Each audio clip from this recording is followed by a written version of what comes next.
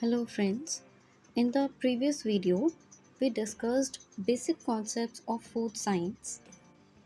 In this video, we will learn the cooking methods. For the ease of understanding, the video has been divided into two parts. What is cooking?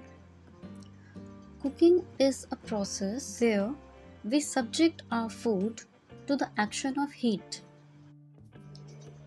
And what are the objectives of cooking? The first and foremost objective is to ensure the safety of the item that you are going to consume.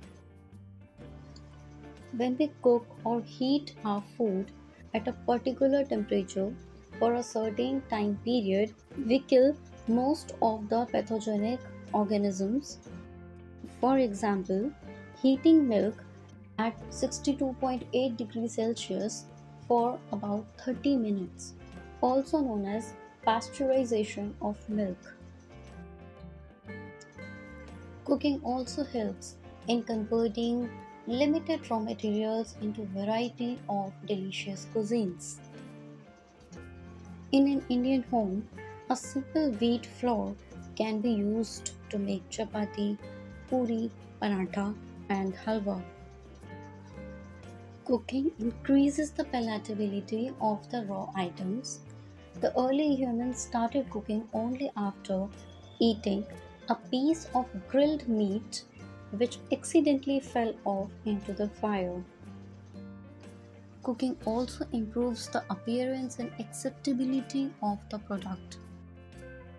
When two or more of the raw items are combined to prepare a certain dish, we balance different macro and micronutrients in the process. Cooking also enhances the texture, flavor, and digestibility of the product. It increases the antioxidant value as well. One of the well known antioxidants, the lycopene found in tomatoes, are known to get more easily absorbed after cooking. Cooking increases the bioavailability of nutrients. It destroys avidin, which binds biotin in eggs. When the cereals and pulses are cooked, the phytin content of the pulses reduces, making nutrients like calcium and phosphorus more available to the body.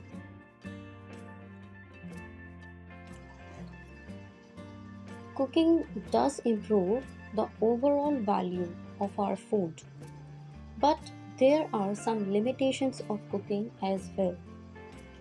Cooking may lead to loss of some nutrients. Water soluble nutrients like vitamin B and C may leach, while heat sensitive nutrients like protein and vitamin C may get denatured and lost. Also, cooking is a process which demands immense efforts. It consumes a significant amount of time, energy, fuel, and money. That's why many people prefer hopping onto the junk or ready to eat foods rather than actual cooking. Last but not the least, overcooking can alter the texture and flavor of food in such a way that even the most delicious items may lose their acceptability. Now, let's delve into the process of cooking. The overall process of cooking can be divided into two phases. The first phase is that of preliminary preparations, where we collect different items and process them to get them ready for the next phase, in which the food is actually cooked to give a final edible product. Now, let's talk about the different preliminary preparation processes. The first and foremost thing that we do before cooking is cleaning the items to be cooked.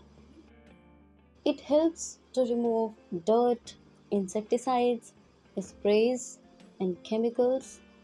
We can use warm water to kill worms, as in cauliflower, or we can use 2% salt water, which removes up to 80% pesticide residues. It should be noted that washing after cutting leads to loss of water soluble vitamins. We should also avoid washing cereals and pulses excessively, as this can also result in the loss of B complex vitamins. The next process that we undertake is the peeling and stringing. They are used to remove non edible and fibrous parts.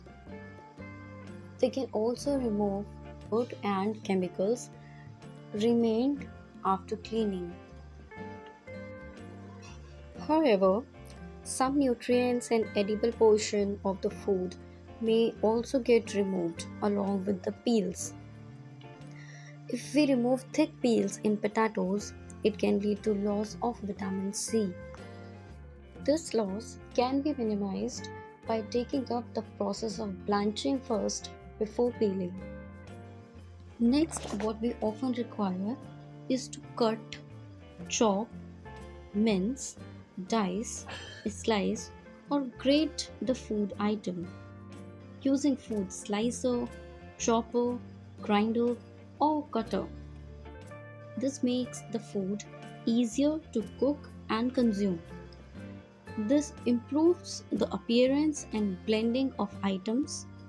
The spoiled portion, if any, can be discarded, but the item should not be cut into extremely thin pieces, as increased surface area leads to loss of more of the nutrients.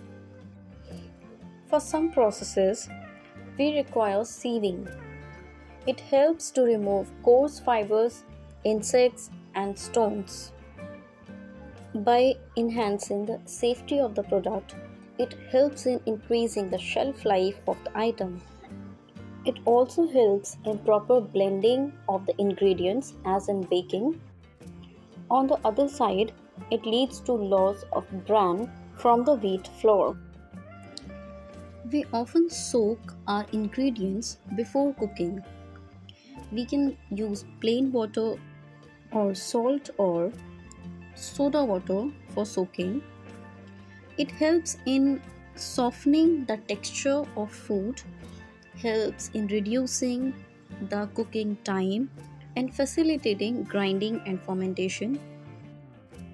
It also helps in easy removal of peels, but the water soluble nutrients may leach in the water. A few dishes require marinating the item before cooking. Marination helps in adding flavor, tenderization, and improving the texture of the item. However, water soluble nutrients may get leached in the water released by the item during marination, so that water should be used during the cooking process.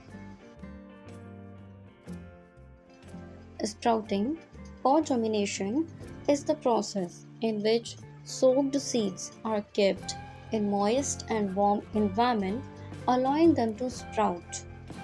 The complex carbohydrates by this process can be converted into simpler ones.